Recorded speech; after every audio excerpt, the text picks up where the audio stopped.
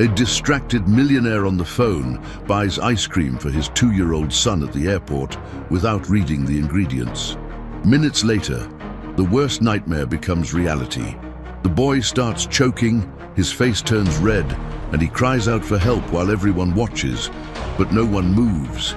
In the midst of the chaos, a poor 7-year-old girl standing by the airport entrance rushes toward them, and what she does next leaves everyone in shock.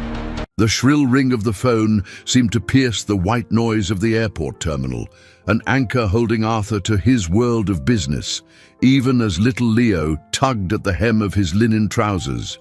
The vacation trip, the first in years without the calming presence of his wife, Sophia, was already beginning with the weight of an obligation. "Yes, handle it. I don't want excuses," he said, his voice firm, his eyes locked on his phone screen. Ignoring the buzz of passengers around him, Leo, with his golden curls and sky-blue eyes, insisted with the tireless persistence of a 2-year-old, "Daddy, ice cream! Ice cream!" Arthur made an impatient gesture, a silent plea for the boy to wait. But the call dragged on, a discussion of spreadsheets and projections that seemed infinitely more urgent. Finally, ending the call with a sigh, he looked down at his son's anxious face. "Ice cream, is it? All right. Let's get your ice cream." They approached the colorful ice cream parlor, an oasis of artificial joy amidst the hurry and stress. The sweet scent of vanilla and chocolate hung in the air. "Which one do you want, champ?" Arthur asked, already reaching for his phone again as he felt a new vibration. Leo pointed a small finger at the metal tubs. Without really looking, Arthur said to the server, "Give me a chocolate and one of that green one there." Pistachio, a word that, in a few short minutes, would become synonymous with panic. He paid with his card, never taking his eyes off the new message that had arrived, and handed the cone to his son, who held it as if it were the greatest treasure in the world. With the task completed, Arthur dove back into his digital universe, walking distractedly toward their departure gate. Leo, happy, took small licks of his ice cream, smudging his nose. The first sign was subtle, a small gasp. A tiny sound lost in the announcement of a flight. Arthur didn't notice. The second was a dry, insistent cough. He glanced up for a second, frowned, and muttered, "Eat slowly, son," before returning to the email he was composing. But then, the silence. A strange, heavy silence that finally made him lift his head. Leo was standing still, his eyes wide, the ice cream cone fallen to the floor, staining the polished white tiles. The boy's mouth was open, but no sound came out. His face, once rosy and full of life, was beginning to turn a deep red, almost purple. Panic rose in Arthur's throat like a wave of ice and fire. He dropped his phone, which shattered on the floor, and knelt in front of his son. "Leo, son, what's wrong? Breathe!" But Leo wasn't breathing. His small chest rose and fell in useless spasms. Terror took hold of Arthur. This man, accustomed to controlling empires with a phone call, was utterly powerless. He scooped his son into his arms and screamed, a guttural, desperate sound that made everyone around them turn. "Help! Somebody help me! He's not breathing!" People formed a circle, their faces curious, shocked, scared. Some took out their phones to film, others just stared, paralyzed by the scene. No one moved. Arthur's world had shrunk to this small body fighting for air in his arms, to the sound of his own heart hammering in his ears. Amid the chaos, on the other side of a glass door, a skinny little girl in a faded dress with large, attentive eyes watched everything. And as Arthur's desperation reached its peak, she walked through the automatic door and started running toward them. The girl stopped in front of Arthur, her small frame radiating an authority that belied her age and worn clothes. Her eyes, a deep and serious brown, didn't focus on the panicked man, but on the boy struggling for breath. "Lay him on the ground, on his side," she said, her voice clear and firm, cutting through the chorus of frightened murmurs. For a second, Arthur was frozen, his mind screaming that he shouldn't listen to a child, a stranger. But Leo's face, now taking on a worrying bluish tint around his lips, forced him to obey. He gently placed his son on the cold airport floor. The girl knelt beside Leo, ignoring the crowd that was now closing in, and with surprising dexterity, she tilted the boy's head back, slightly opening his mouth to ensure his airway was clear.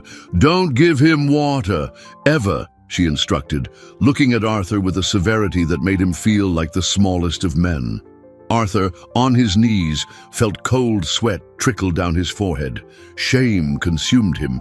He, who commanded board meetings with dozens of executives, who made million-dollar decisions, was taking orders from a child who couldn't be more than 7. And he was following them, because in the depths of his terrified soul, he knew she was right. He saw the calmness in her movements, the absence of panic in her eyes. She had seen this before. The realization hit him like a punch. While he lived in a world of luxury and distraction, this little girl had already faced life and death situations. The seconds dragged on like hours. Under her care, Leo's breathing, though still ragged and noisy, seemed to find a minimal rhythm, a thread of hope. A small, wheezing thread of air entered and left his lungs. The sound of distant sirens began to grow, a relief that almost made him collapse. The paramedics rushed in, parting the crowd with professional efficiency. Seeing the scene, the wealthy man on his knees and the poor girl tending to the child, they hesitated for a fraction of a second. One of the paramedics knelt, looked at Leo's position, and then at the girl, with a mixture of surprise and approval. "You did good, kid," he said quickly. Before starting their procedures, they placed an oxygen mask on Leo's face, and the hissing sound of the air seemed to Arthur the most beautiful melody in the world. They lifted the boy onto a stretcher, and Arthur stood up, his legs trembling. "Is he going to be okay?" he asked, his voice hoarse. "Severe allergic reaction, pistachio," the paramedic asked, pointing to the melted ice cream on the floor. Arthur just nodded, mute with guilt. He was lucky. These first few minutes are crucial. Whoever put him on his side and kept his airway open saved his life. The weight of those words made him spin around. He needed to thank her, to do something, anything. He instinctively put his hand in his pocket, the gesture of a man who solves everything with money, and pulled out his wallet. His eyes scanned the spot where the girl had been kneeling, but the place was empty. He looked at the crowd, at the anonymous faces that were now dispersing. She was nowhere to be seen. She had vanished as quickly and silently as she had appeared. Arthur ran to the glass door, looking out at the busy sidewalk, but it was like searching for a needle in a haystack. The girl who had saved his son was gone, leaving behind only the image of her serious eyes and the overwhelming sense of a debt he didn't know how to repay. The sterile white walls of the hospital room seemed to shrink around Arthur. The only sound breaking the silence was the soft, rhythmic beep of the heart monitor, a metronome measuring the life he had almost let slip away. Leo slept, his face serene under the small oxygen mask, a peace that contrasted violently with the storm of guilt raging in his father's chest. Arthur couldn't look away from his son. Each of Leo's peaceful breaths was a silent accusation of his negligence. He remembered the shattered phone on the airport floor, a perfect symbol of his broken priorities. How could he have been so blind, so absorbed in a world of numbers and deals that he ignored the most precious thing he had? The image of that girl, small and determined, kneeling beside Leo, superimposed itself over everything. She, a complete stranger, a child, had shown more care and attention in 30 seconds than he had all morning. He knew he had to call Sophia. Putting off the conversation would only make it worse. With trembling hands, he took out his second phone, his personal one, and dialed her number. Sophia's voice sounded cheerful on the other end, the sound of the ocean and her friend's laughter in the background. "Arthur, what a surprise! Did something happen? Did you guys take off yet?" The joy in her voice was like a knife in his heart. He took a deep breath. trying to keep his own voice steady. "Sophia, we didn't get on the plane. We're at the hospital." The silence that followed was heavier than any scream. He heard her breath catch, the background noise fade away. What?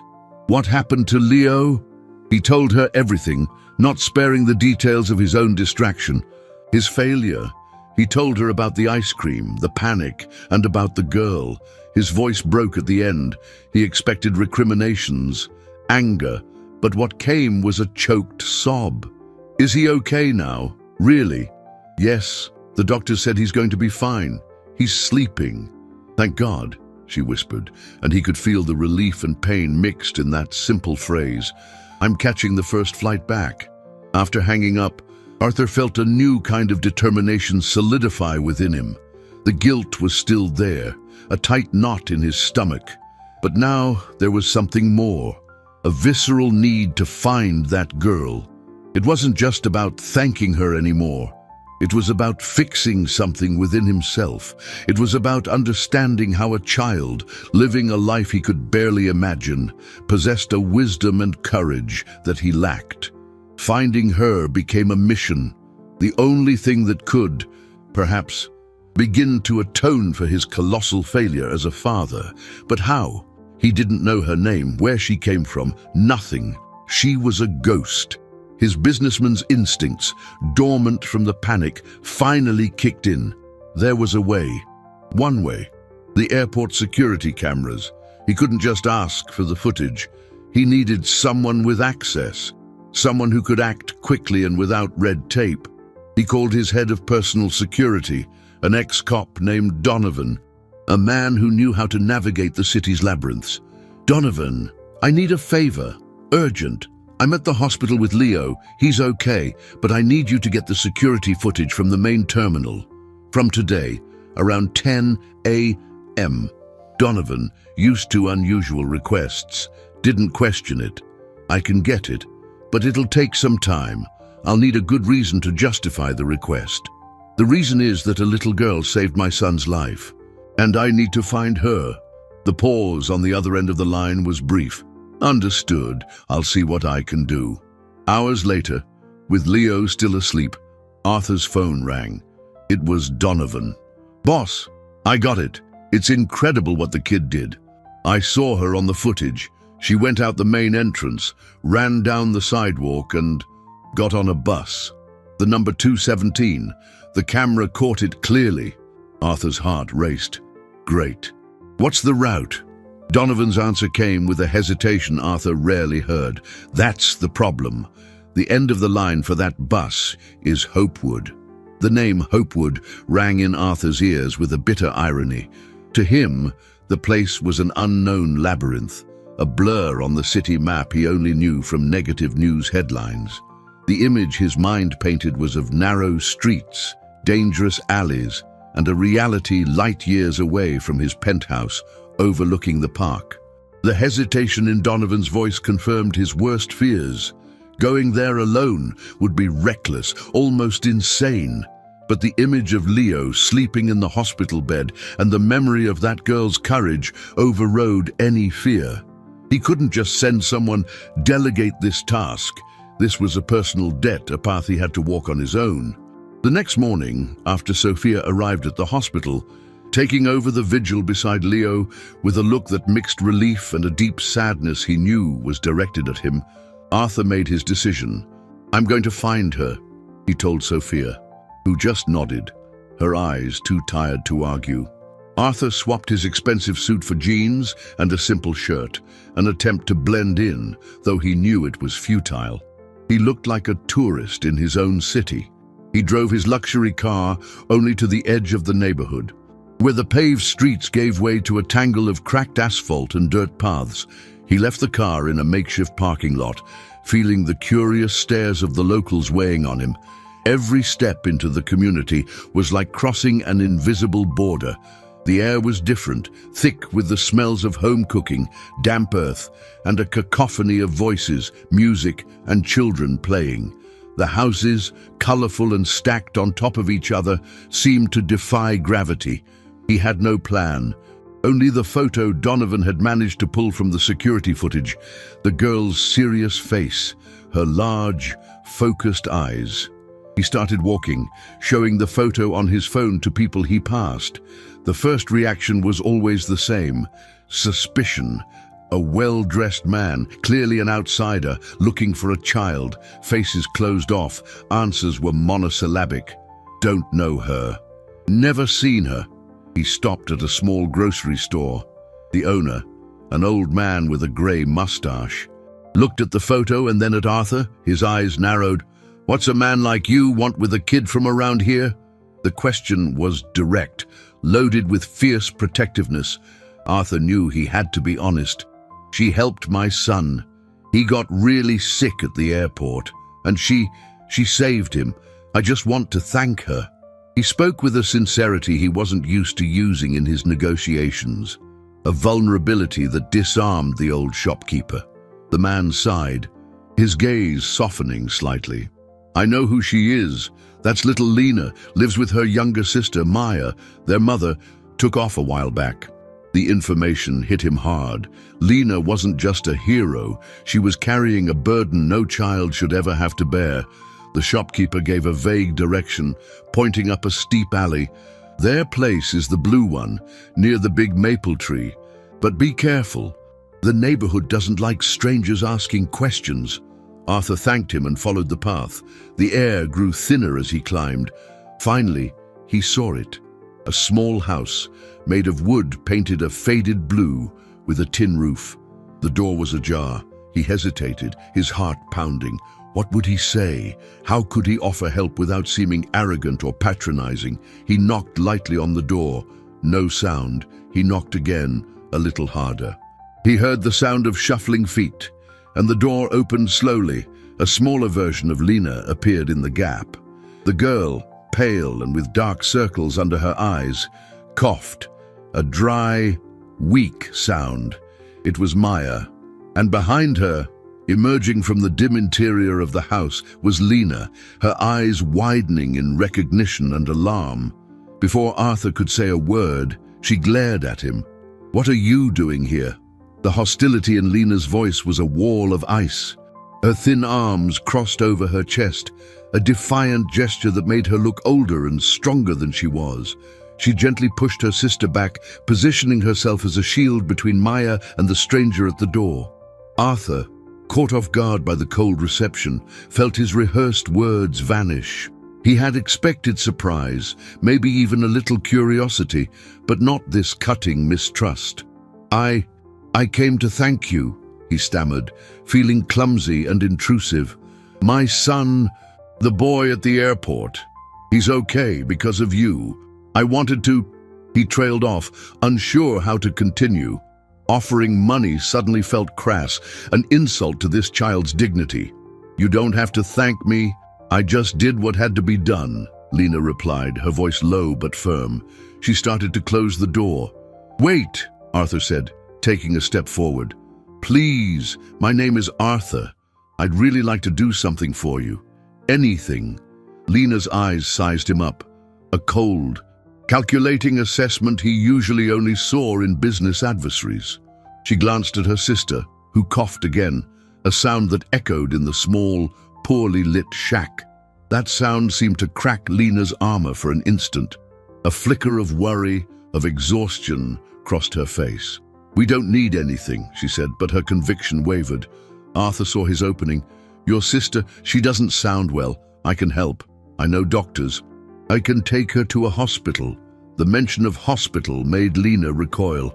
"No, she's not going to any hospital. They just want to take kids away." The fear in her voice was palpable, born from traumas Arthur couldn't even imagine.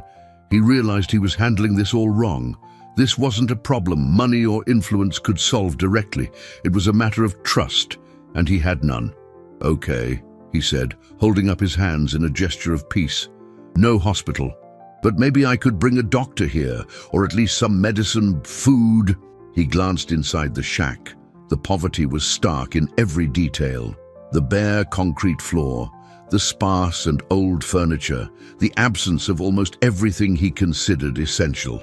Suddenly, the urgency of his mission shifted. It was no longer about repaying a debt, but about a moral imperative. He couldn't just turn his back and walk away, knowing the situation these two girls were living in. Just then, a harsh voice interrupted them. "What's going on here, Lena?" A heavy-set woman with a severe face appeared in the alley. It was Ms. Irene, the neighbor who rented the shack to the girls. Her small, suspicious eyes darted from Lena to Arthur, then to the expensive watch on his wrist. A flicker of malicious interest appeared on her face. "Is this gentleman bothering you, girls?" "No, Ms. Irene, he was just leaving," Lena answered quickly, trying to end the encounter. But the woman didn't move. She approached Arthur, a sly smile on her lips. "You seem like an important man. Lost. If you need anything, you can talk to me. I take care of things around here." Arthur felt a chill. The woman radiated opportunism. He understood that any help he tried to offer would have to go through her, and that complicated everything. "I was just thanking Lena for a kindness she showed me," he said, his voice neutral. "Ah, Lena, a very helpful girl," Ms. Irene said, her gaze fixed on Arthur. "But very needy, too. Both of them, poor things, all alone in the world. The rent's due tomorrow, you know." The threat was veiled, but clear as day. She was using the girl's vulnerability to pressure him. Arthur found himself trapped. If he left, he'd leave the girls at this woman's mercy. If he stayed, he'd become a target for extortion. He looked at Lena and saw a silent plea in her eyes. Not for help, but for him to leave, to not make things worse. The implied threat from Ms. Irene hung in the air, thick and suffocating. Arthur, accustomed to high-stakes negotiations, recognized the trap. The woman saw him as a walking wallet, an easy solution to her own problems. Any move he made would be interpreted as a sign of weakness, an invitation for greater demands. But Lena's pleading look, begging him to back off, hit him unexpectedly. She didn't want a savior. She wanted to survive by her own rules, however harsh they were. Ignoring the neighbor, he addressed Lena directly, his voice low and respectful. "I understand. I won't cause any trouble. But please, take this." He took a few bills from his wallet, not an exorbitant amount that would attract attention, but enough for the rent and a little more. "It's for what you did. You earned it." He held the money out to her. Lena looked at the bills, then at Ms. Irene, whose face twisted in a mixture of greed and irritation at being ignored. For a moment, the girl hesitated. Need fought with pride in her young eyes. Finally, with a swift movement, she took the money. "Thank you," she whispered, and before Ms. Irene could intervene, she closed the door, leaving Arthur and the neighbor outside. The woman huffed in frustration. "Well, then, at least it'll cover the rent," she grumbled, shooting Arthur a sour look before shuffling away. Arthur stood there for another moment, the sound of the closing door echoing in his mind. He felt he hadn't solved anything. He had only postponed the inevitable. As he turned to walk back down the hill, he felt more powerless than ever. The money was a temporary bandage on a much deeper wound. In the following days, the image of the two girls wouldn't leave his mind. Leo was already home, recovered, running around the apartment as if nothing had happened. But for Arthur, the world had shifted on its axis. He spent hours awake at night, his conversations with Sophia becoming a minefield. She saw his obsession with helping Lena as a form of penance, a way to deal with his own guilt. "You can't save the world, Arthur," she would say, her voice tired. "You have a son, a family. You can't get involved with these people. It's dangerous." He knew there was truth in her words, but the argument of safety felt hollow in the face of the reality he had witnessed. How could he return to his normal life, pretending Lena and Maya didn't exist? He couldn't. He sent Donovan back to Hopewood, this time with a more discreet approach. He asked him to observe, to find out more about the girls' routine, about who was looking after them, about their mother's situation. The news Donovan brought back was bleak. The mother, addicted to substances the community preferred not to name, had been gone for months. Lena had taken on all the responsibilities. She didn't go to school so she could care for Maya, whose health was worsening by the day. The cough was persistent and the girl was growing weaker. Lena did odd jobs, washing patios, carrying groceries, but the money was never enough. And Ms. Irene was a constant presence, always demanding, always threatening. The community, though supportive in small gestures, a plate of food here, some used clothes there, had its own problems and couldn't do much more. The girls were falling through the cracks of the system, invisible to everyone except those who benefited from their misery. The piece of information that shocked Arthur the most was the hostility from other shopkeepers. The grocery store owner, who had seemed sympathetic, now refused to give Lena items on credit, influenced by Mrs. Irene, who had spread the rumor that the girl was getting money from outsiders and didn't need help. They were isolating her. Arthur felt a wave of fury. The injustice of the situation was overwhelming. He decided to act, but more intelligently. Using his contacts, he found the girls and their mothers' full names. With this information, he ran a search of public records, and what he found left him breathless. There was an old case file with Child Protective Services, initiated by an anonymous tip about child abandonment. The case had stalled, lost in bureaucracy, and the tip, he discovered after a few more calls, hadn't been so anonymous.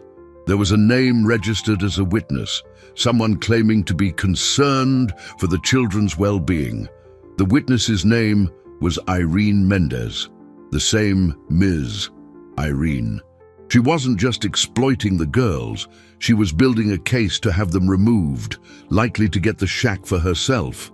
And worse, a hearing was scheduled for the following week, a hearing that could separate Lena and Maya forever. The discovery of the hearing fell on Arthur like a death sentence. The image of Lena and Maya being separated, taken by social workers to different foster homes, was unbearable. It was the nightmare that explained Lena's panic at the word hospital. Miss Irene wasn't just an opportunist. She was a predator, manipulating the system for her own selfish ends. Arthur's initial anger gave way to an icy clarity. The vacation, the business deals, everything lost its importance. This was his fight now. He couldn't stand by while the lives of the two girls who had indirectly saved his own were destroyed. He needed a plan, and fast. The first call was to the best lawyer he knew, Mr. Davies, a seasoned attorney specializing in family law, known for his tenacity. Davies, I need you.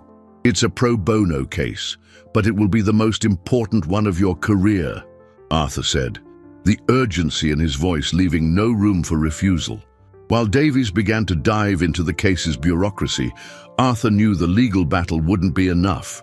He needed to win Lena's trust. He returned to Hopewood. But this time he didn't go alone. He brought a pediatrician, Dr. Evans, a longtime friend of Sophia's, a woman with a gentle smile and a compassionate gaze. He instructed her not to wear a lab coat, to bring only the essentials in a discreet bag. The approach had to be human, not clinical. When they arrived at the Blue Shack, Arthur felt his heart in his throat. He knocked on the door, and Maya answered. The girl looked even paler. Lena appeared right behind her, her body tense, ready for a fight. "What do you want now?" she asked, her voice weary. "Lena, I know you're scared," Arthur began, choosing his words carefully, "but I'm not here to cause trouble. This is Clara. She's a doctor, a friend. She just wants to see how Maya is doing. No hospitals, no social workers, I promise." Lena studied him, her eyes searching for any sign of a lie. She looked at Dr. Evans, who smiled at Maya. "Hi, Maya. I hear you've got a nasty cough. I get one too when it gets cold." The simple approach seemed to break through Lena's resistance.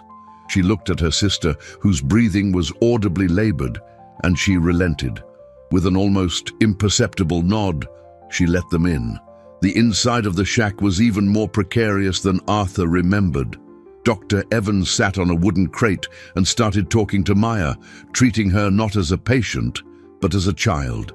She used her stethoscope as a magic telephone to listen to the girl's chest, turning the examination into a game. After a few minutes, Clara's smile faded, replaced by an expression of deep concern. She stood up and walked over to Arthur and Lena, who were watching in silence. "It's more serious than I thought," she whispered. "This isn't just a cold. Her lungs are severely compromised. She needs tests, strong antibiotics. She needs a hospital." The forbidden word hung in the air. Lena immediately tensed up. "No, I said no."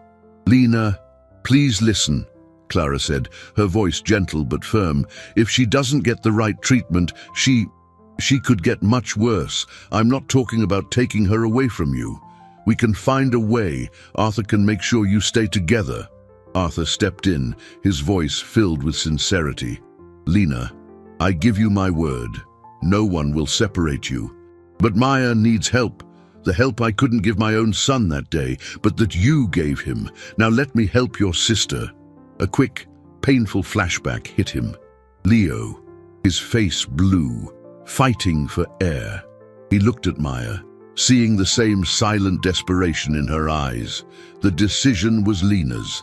The girl looked at her sister, who was coughing weakly in the corner, and then at Arthur. Silent tears began to roll down her face. It was the first time Arthur had seen her cry. They weren't tears of fear, but of exhaustion. Her armor had finally cracked. "Okay," she whispered, her voice broken, "but you promised." At that moment, Arthur's phone buzzed. It was a message from Davies. He opened it, and the floor seemed to drop out from under him. "Bad news. Ms. Irene filed for emergency temporary custody of the girls. The hearing has been moved up to tomorrow morning." The message from Davies exploded in Arthur's mind like a grenade. Tomorrow. There was no time to plan, to build a solid case. Miss Irene, with the cunning of a predator, had fast-tracked the process, catching them completely by surprise.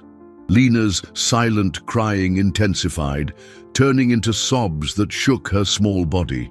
Exhaustion and fear had finally overwhelmed her. Dr. Evans hugged her, a gesture of maternal comfort in the midst of the chaos. Arthur felt adrenaline take over, the same feeling that drove him in business crises. He needed to think, to act, to control the damage. "Davies is on it," he said, his voice more confident than he felt. "He won't let anything happen. But right now, the priority is Maya." The decision was made. They couldn't wait any longer. The risk of Maya's condition worsening was as immediate as the legal threat. "Clara, which hospital should we take her to? The best one. I don't care about the cost," Arthur said, already grabbing his phone to call his driver. "Saint, Luke's has the best pediatric wing in the city," she replied. "I'll call ahead and let them know we're on our way." The plan took shape in seconds. Arthur knew he couldn't just drive the girls in his luxury car. That would attract the wrong kind of attention in the neighborhood. He needed discretion. He called Donovan. "I need you at the base of the hill in 10 minutes. A plain car, no markings, and bring clean clothes for 2 little girls. Something warm." While they waited, Dr. Evans prepared Maya, explaining calmly that they were going on a car ride to help her breathe better. Lena, her face stained with tears, helped her sister get dressed, her movements mechanical, her eyes empty of hope. She clung to Arthur's promise like a drowning person to a piece of driftwood. The walk down the hill was tense. Arthur carried Maya, feeling the girl's fragility, the heat of her fever through her thin clothes. Lena walked beside him, holding onto the hem of his shirt, a small gesture of trust that weighed on him with the force of an anchor. No one said a word. In Donovan's car, the silence was even heavier. Maya fell asleep in Lena's lap, her wheezing breath filling the space. Arthur watched them in the rearview mirror, the image of the older sister protecting the younger one, a distorted reflection of his own failure. The drive to the hospital felt like an eternity. When they arrived, the team alerted by Clara was waiting for them. There was no red tape, no questions. Maya was taken immediately to the pediatric emergency room. Lena didn't let go of her sister's hand until the very last second, when a nurse stopped her from entering the treatment room. Arthur led her to the waiting room, a sterile, impersonal space. Lena curled up in one of the plastic chairs, hugging her knees. She wasn't crying anymore, just staring at a fixed point on the wall, lost in her own fears. Arthur sat beside her, not knowing what to say. Words seemed useless. Instead, he did the only thing he could. He sat there, in silence, his presence a mute promise that she was not alone. Hours passed, the sun set, and the cold hospital lights illuminated the waiting room. Finally, Dr. Evans appeared. Her expression was serious. "She's stable. We got here just in time. It's a severe bacterial pneumonia, complicated by malnutrition. She's going to need to be admitted for a while, on IV antibiotics." Lena looked up. "Can I stay with her?" "Yes," Clara said. "We've arranged for a private room. You can stay with her the whole time." The relief on Lena's face was so profound, it almost made her collapse. She looked at Arthur, and for the first time, he saw something other than fear or suspicion in her eyes. It was a glimmer of gratitude. But the calm was short-lived. Arthur's phone rang. It was Davies. "Arthur, the judge granted the emergency request. The hearing is tomorrow at 9, and he wants to hear from the girl. He wants to hear from Lena." The news that Lena would have to testify at the hearing landed like a bomb in the hospital waiting room. The girl, who had just found a moment of relief, shrank back into herself, fear returning to her eyes. Arthur felt a surge of fury at the system, at the coldness of a law that would require a traumatized 7-year-old to face a courtroom. "That's absurd, Davies. She's in no condition," he said into the phone, his voice low and tense, so as not to frighten Lena further. "I know, Arthur, but the judge is adamant," the lawyer replied. "Ms. Irene's claim is abandonment and neglect. She's painting herself as the only concerned caregiver. Lena's word is the only thing that can refute that. It's our best shot." Arthur hung up, the weight of responsibility crushing him. He had promised to protect the girls, but now he had to ask Lena to face her greatest fear. He knelt in front of her chair, catching her gaze. "Lena," he began, his voice soft, "I know this is scary, and I'm not going to lie. It will be hard. But you are the bravest person I know. You saved my son. You took care of your sister all by yourself. You can do this."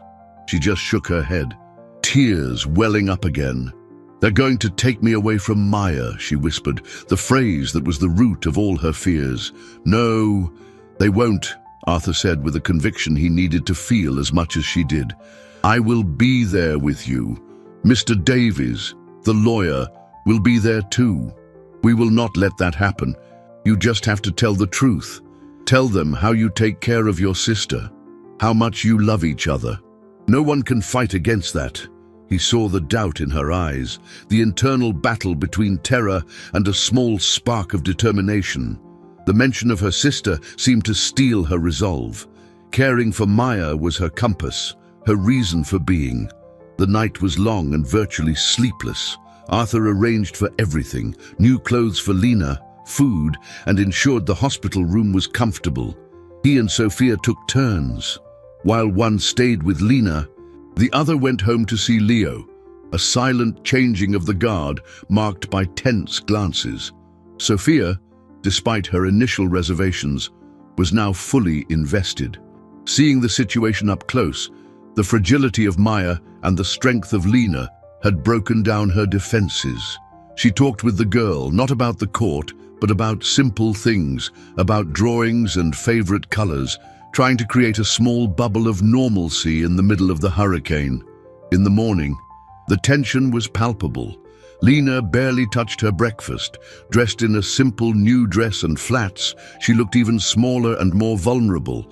At the courthouse, the atmosphere was oppressive. Cold marble hallways, the echo of hurried footsteps, the air thick with human drama. Ms.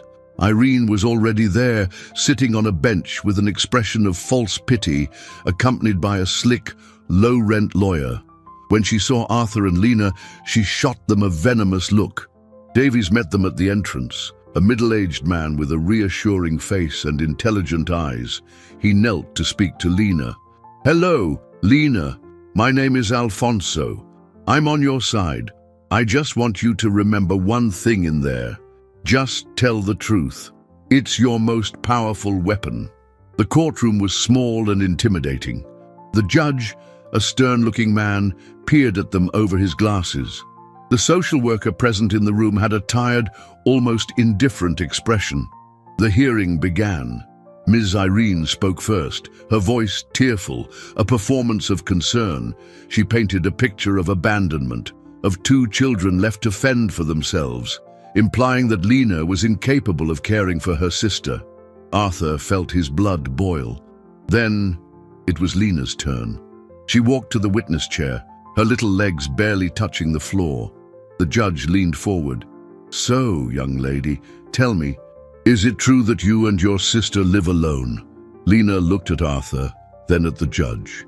She took a deep breath, her voice barely a whisper. "We don't live alone. We take care of each other." The simplicity and depth of the answer made a silence fall over the room. The judge seemed, for the first time, genuinely taken aback. Lena's answer hung in the air, disarming the cold formality of the room. The judge, Judge Wallace, a man accustomed to rehearsed speeches and crocodile tears, leaned back in his chair, observing the girl with a new intensity. He saw the lack of artifice, the raw truth in her serious eyes. "You take care of each other," he repeated, his voice softer. "Explain to me how Lena..." The girl, encouraged by the judge's attentive silence, began to speak. Her voice, at first trembling, gained strength as she described her routine. She didn't speak of suffering or abandonment. She spoke of responsibility and love. She told them how she prepared Maya's food, mashing a banana to make it easier to swallow. She described how she checked her sister's fever with her hand on her forehead, how she covered her at night and sang lullabies to calm her cough. She talked about the odd jobs she did, not as a burden, but as a way to buy cough syrup or softer bread for her sister. Every word was a brick, building a powerful image of dedication that completely dismantled Ms. Irene's narrative of neglect. The social worker, previously apathetic, was now taking frantic notes, her gaze fixed on Lena. Arthur and Davies exchanged discreet glances. The strategy of letting the truth speak for itself was working better than they could have hoped. Ms. Irene's lawyer tried to object, claiming it was irrelevant, but the judge silenced him with an impatient wave. He was completely captivated. "And your mother, Lena, where is she?" the judge asked. The girl hesitated, her gaze briefly lost. "She went on a trip. She'll be back one day," she said, her childlike loyalty intact, a fiction she had created to protect herself and her sister from the harsh reality. The answer, in its simplicity, was more moving than any accusation. When it was Arthur's turn, he spoke calmly and precisely. He recounted the incident at the airport, focusing not on his own panic, but on Lena's knowledge and calm. He described the scene not as an impulsive act of heroism, but as the action of someone trained by daily caregiving. "Your Honor, I am a witness that this girl is not negligent. On the contrary, she possesses a capacity for care that many adults, myself included, lack. The only negligence I saw that day was my own." He then laid out the situation with Ms. Irene, the rent collection, the veiled threats, the way she tried to isolate the girls from the community. Davies presented the evidence he had managed to gather in such a short time. The testimony of the grocery store owner, who, encouraged by Arthur, had agreed to speak about the pressure he was under, and the records of previous complaints filed by Ms. Irene, showing a pattern of harassment. Ms. Irene's face went from outrage to panic. Her castle of lies was crumbling. The judge stared at her, his gaze as cold as steel. "Do you have anything to say about these allegations?" She stammered and denied it, but her credibility was destroyed. The hearing was adjourned. The judge announced that the decision on custody would be delivered at the end of the afternoon. The wait was agonizing. They returned to an anteroom, the silence heavy with anticipation. Lena was exhausted, the adrenaline having left her. She leaned against Arthur, almost falling asleep. He could feel her breathing against his arm, a constant reminder of what was at stake. Finally, they were called back into the courtroom. The judge looked at the papers on his desk, and then at everyone present. After reviewing the facts, and especially the testimony of Lena, he paused for what felt like a lifetime. It is clear to this court that the custody petition filed by Ms. Irene Mendez is not only unfounded, but malicious. Petition denied. A collective sigh of relief swept through their side of the room, but the judge wasn't finished. However, the vulnerable situation of the minors is undeniable. They cannot go back to living alone. Arthur's heart froze. Had he won the battle only to lose the war? The judge continued, "Therefore, I am awarding temporary custody of the minors, Lena and Maya, to Mr. Arthur Hayes." The judge's decision echoed in the room like the striking of a gong, leaving Arthur stunned. Temporary custody. To him, the responsibility for these two lives, which until a few weeks ago had been complete strangers, now fell squarely on his shoulders. He looked at Lena, who was staring back at him with wide eyes, a mixture of relief and uncertainty. Then he looked at Davies, who gave him an encouraging nod, as if to say, "This is it. It's on you now, Ms." Irene let out a sound of indignation, but a glare from the judge silenced her. The battle was won, but a much more complex journey was just beginning. How would he explain this to Sophia? How would he integrate two girls, scarred by trauma and poverty, into his meticulously organized life? His penthouse, once a sanctuary of peace and order, was about to become uncharted territory. The first call was to his wife. He stepped away into a corner of the hallway, his voice low. "Sophia, we won. They're safe. But there's something else." He explained the judge's decision. On the other end of the line, the silence was long, filled with a weight he could physically feel. Arthur braced for resistance, for the logical questions about space, routines, the impact on Leo. But Sophia's response surprised him. "Bring them home, Arthur," she said, her voice thick with emotion. "We'll figure it out. They need us." In that moment, Arthur felt a wave of love and admiration for his wife, a woman whose compassion transcended any social convention. Their partnership, so often overshadowed by routine and business, revealed itself in its full strength. The return to the hospital was surreal. Lena didn't speak, merely processing the monumental turn her life had taken.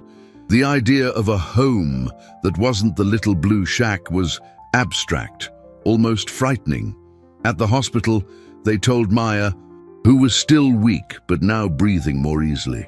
"We're going to live with Uncle Arthur for a while," Lena explained softly, holding her sister's hand. Maya just smiled, a faint smile, happy to have her sister by her side, not understanding the magnitude of the change. The transition was a whirlwind. Arthur and Sophia turned the guest room into a sanctuary for the girls, with new beds, clothes, and toys. Leo, with the innocent curiosity of a child, was fascinated by his new sisters. He offered his toy cars to Lena, who accepted them with a confused solemnity, unsure how to play. But the challenges soon appeared, small emotional earthquakes in their daily life. Lena would wake up in the middle of the night screaming from nightmares. She had trouble accepting the abundance of food, hiding pieces of bread under her pillow, a habit born of scarcity. Maya, though improving physically, was shy and frightened, clinging to Lena as her only anchor. There was a cultural and emotional chasm between their two worlds. Sophia, with infinite patience, tried to build bridges. She taught Lena to read, told stories to Maya, and created a routine of affection and security. Arthur, for his part, discovered a new role. He was no longer just the distant provider. He was a father to 3 children. He learned how to comfort Lena after a nightmare, how to make Maya laugh with silly faces, how to mediate the small disputes over toys between them and Leo. His life was turned upside down. Business meetings were postponed, trips cancelled. His focus was at home. He realized how much of Leo's childhood he had missed, immersed in his work. Now, he was rediscovering the joy of a family breakfast, of an afternoon in the park. However, the adjustment was not a straight path. There were moments of frustration, of doubt. On one particularly difficult night, after Lena had an inconsolable crying spell, Arthur sat on the balcony, looking out at the city lights. Sophia joined him. "Are we doing the right thing?" he asked, his voice heavy with exhaustion. "Arthur, the right thing is rarely the easy thing," she replied, placing her hand on his. "Look at them. They're safe. They're together. Maya is healing. Lena is starting to smile. That's what matters." Just then, they heard a noise. It was Lena, standing in the doorway to the balcony, holding a drawing. It was a colorful sketch of 5 people holding hands. "It's our family," she said in a small voice, handing the paper to Arthur. The simple, imperfect drawing was the answer he needed. The months that followed were a tapestry woven with threads of progress and setbacks. Arthur and Sophia's home filled with a new life, a noisy, loving chaos they had never imagined. Maya, with ongoing medical treatment and proper nutrition, blossomed. The pale, sick child gave way to a rosy-cheeked, laughing girl whose cough had vanished completely. She followed Leo all over the apartment, the two forming an inseparable pair of explorers. Lena, in turn, began to let her guard down. Gradually, the bread stopped appearing under the pillow. The nightmares became less frequent. With the help of a child psychologist Arthur had hired, she began to process her trauma and allow herself to be a child. The weight of the world she had carried for so long on her small shoulders started to dissipate. She smiled more, a genuine smile that lit up her face. Arthur was transformed. The ruthless executive gave way to a present and attentive father. He discovered that the true measure of his success wasn't in stock charts, but in Leo's spontaneous hugs, Maya's laughter, and the look of trust Lena gave him. He reorganized his life, delegated more at work, and started picking the kids up from school. Lena and Maya had been enrolled, and despite their initial delay, were learning eagerly. He reveled in the small victories. The first time Lena read a full sentence, Maya's first goal in a garden game, the way the 3 children now called each other siblings. Sophia was the rock of this new family, the gravitational center that held everyone together with her calm and unconditional love. However, the legal battle was not over. The custody was temporary. Davies warned them that the adoption process would be long and complex. The girl's mother still had parental rights, and although she was missing, the system required an exhaustive search before any permanent decision could be made. Furthermore, Miss Irene had not given up. Defeated in court, she resorted to dirtier tactics. She spread vicious rumors through the neighborhood and to tabloid reporters, painting Arthur as an eccentric millionaire who was buying poor children to satisfy a whim. Anonymous tips started coming into Child Protective Services, forcing visits from social workers who, despite seeing the girls were thriving, created a climate of instability and fear. The breaking point came on a rainy afternoon.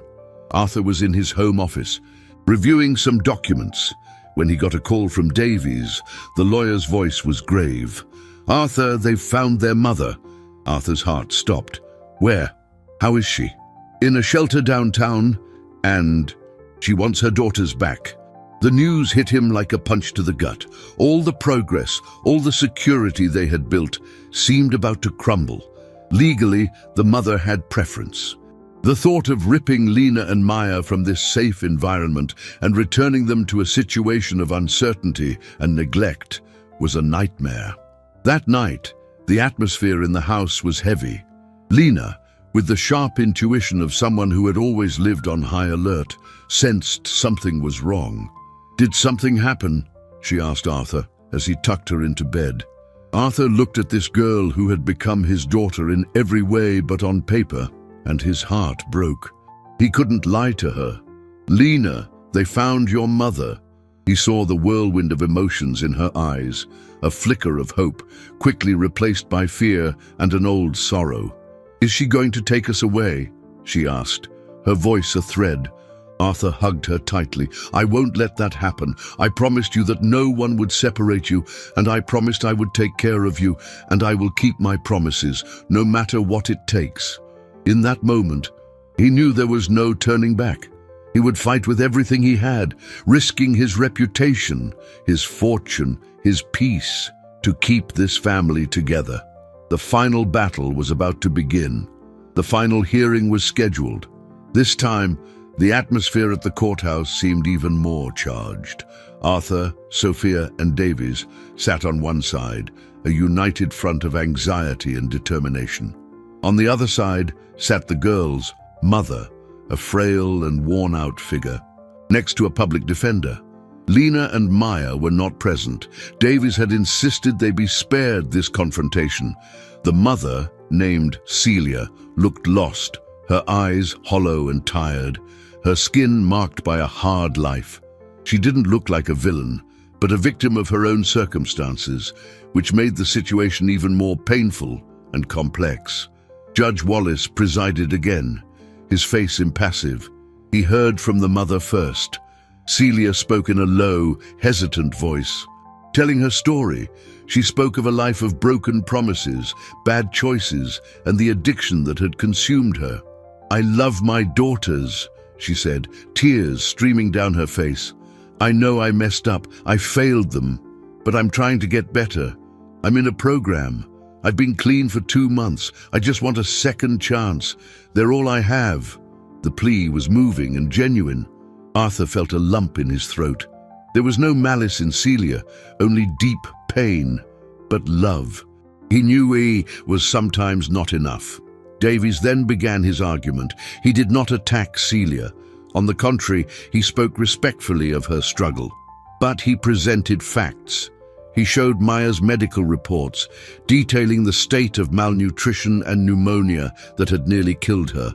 He presented the reports from Lena's psychologist, which described the trauma of abandonment and the parentification syndrome, where a child is forced into an adult role.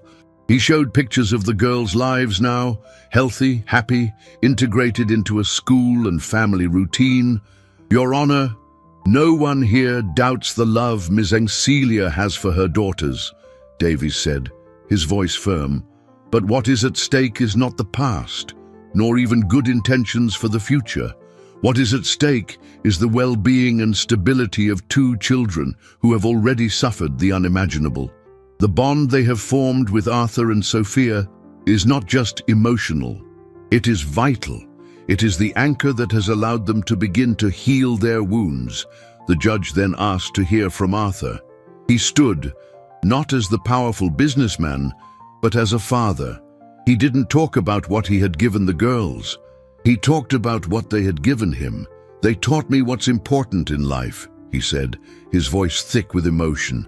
"They taught me about courage, about resilience, about unconditional love.